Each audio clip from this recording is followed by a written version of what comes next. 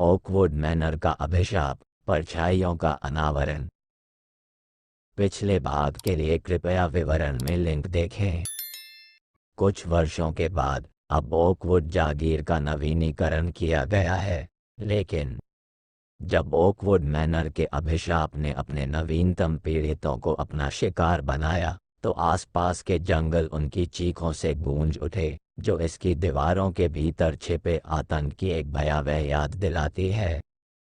लेकिन जीर्ण शीर्ण संपत्ति की सीमाओं से परे इसके प्रेतवादित इतिहास की फुसफुसाहट एक बार फिर फैलने लगी, जिसने जिज्ञासु और मूर्ख दोनों को इसके परित्यक्त मैदानों की ओर आकर्षित किया।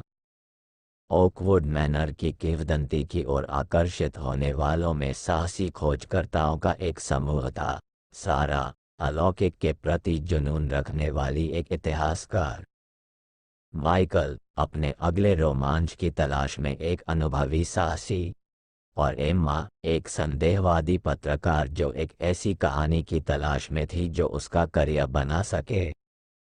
साथ में वे हवेली के उभरते हुए सिलहूट के सामने खड़े थे, इसका ढहता हुआ मुखौटा समय बीतने और अंदर छिपी भयावहता का प्रमाण था।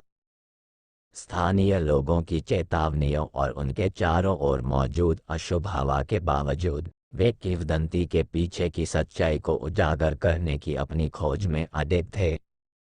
हाथों में टॉर्च और दिलों की धड़कनों के साथ तीनों टूटे हुए दरवाजों से होते हुए ओकवुड मैनर के उगाए बगीचों में घुस गए। हवा में सड़न की गंध थी और उनके कदमों की आवाज रात के सन्नाटे में गूंज रही थी। जब वे भव्य दोहरे दरवाजों के पास पहुंचे, तो सारा बेचैनी की भावना से बाहर नहीं निकल पाए जिसने उसे जकड़ लिया था। उसने ओकवुड मैनर के इतिहास का अध्ययन करने में कई साल बिताए थे, पीढ़ियों से चली आ रही लोक कथाओं और कानाफूसी के टुकड़ों को एक साथ जोड़कर। लेकिन कुछ भी उसे उस भय की भावना के लिए तैयार नहीं कर सकता था जो उसे दहलीज पार करते हुए अंधेरे में ले गई। अंदर हवा धूल से भरी हुई थी और अतीत की गूंज लंबे समय से भूली हुई थी। छत से मकड़ी के जाले फटे हुए बैनर की तरह लटक रहे थे और हर सतर्क कदम के साथ फर्श की लकड़ी चरमरा रही थी। लेकिन उनके चारों ओर फैली सड़न के बावजूद वहां उपस्थिति की एक निर्विवाद भावना थी, जैसे कि हवेली की दीवारें अतीत की कानाफूसी से जीवित थीं। ओकवुड मैनर के रहस्य को सुझाने के लिए दृढ़ संकल्पित खोजकर्ता आगे बढ़ते रहे, उनकी टॉर्च छाया के समुद्र में आशा की किरण की तरह अंधेरे को चीरती हुई आगे बढ़ती रही। कमरे दर कमरे वे सुराग खोजते रहे, उनके दिल डर और उत्साह दोनों से धड़क रहे थे।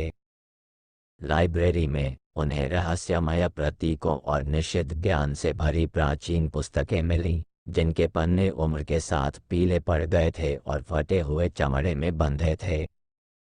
बॉलर रूम में वे एक बीते युग की फीकी भव्यता के बीच नाच रहे थे, खाली हॉल में प्रेत संगीत की धुनें गूंज रही थी। लेकिन मूर्तियों के कक्ष में उन्हें वह मिला जिसकी उन्हें तलाश थी, भय और निराशा की मुद्रा में जमी हुई पत्थर की आकृतियों का एक संग्रह। उनके बीच चोर खड़ा था, दीवारों पर पंक्तिबद्ध मूक प्रैरी के बीच उनका रूप अजीब तरह से जीवंत था। जब सारा मूर्ति के पास पहुंची, तो उसकी रीढ़ की हड्डी में एक सिहरन दौड़ गई और वह इस भावना से छुटकारा नहीं पा सकी कि उसे देखा जा रहा है। लेकिन अपनी घबराहट के बावजूद उसने चोर के फैले हुए हाथ को छूने के लिए हाथ बढ़ाया। उसकी उंगलियां पत्थर की ठंडी चिकनी सतह पर टिकी हुई थीं। उस पल बेचैनी की भावना ने उसे घेर लिया और वह जानती थी कि वे किसी ऐसी चीज पर ठोकर खा गए हैं जो उनकी कल्पना से कहीं ज्यादा भयावह है। ओकवुड मैनर की गहराई में अतीत की आत्माएं हावी थीं, प्रतिशोध की उनकी प्यास हमेशा की तरह अतृप्त थी। जब खोजकर्ता जाने के लिए मुड़े, तो एक ठंडी हवा कमरे में बह गई, उनकी मशालों को बुझा दिया और कमरे को अंधेरे में डुबो दिया। घबराहट ने उनके दिलों को जकड़ लिया क्योंकि अदृश्य फुसफुसाहट हवा में भर गई उनके शब्द द्वेष और अवमानना से गूंज रहे थे। कांपते हाथों से उन्होंने अपनी टॉर्च की तलाश की, लेकिन बहुत देर हो चुकी थी। छायाएं उनके चारों ओर घिरती हुई लग रही थीं, दम घुटने वाली और अथक। आखिरकार वे अंधेरे में समा गए। इसके बाद के दिनों में ओकवुड मैनर की किंवदंती बढ़ती गई। जो लोग इसका नाम बोलने की हिम्मत करते थे, वे धीमी आवाज में फुसफुसाते थे। लेकिन सारा, माइकल और एम्मा के लिए उनका भाग्य इसके प्रेतवादित हॉल में बंद था। उनकी आत्माएं हमेशा के लिए उस अभिशाप से बंधी हुई थीं जिसने उनसे पहले बहुतों को अपनी गिरफ्त में ले लिया था। और जैसे जैसे ओकवुड मैनर की छायाएं बाहर की ओर फैलती गईं, उन सभी को अपनी चपेट में लेती गईं जिन्होंने बहुत करीब जाने की हिम्मत की। सच्चाई इसके अंधेरे की गहराई में छिपी रही, एक रहस्य जो आने वाली पीढ़ियों तक बना रहेगा। देखने के लिए धन्यवाद।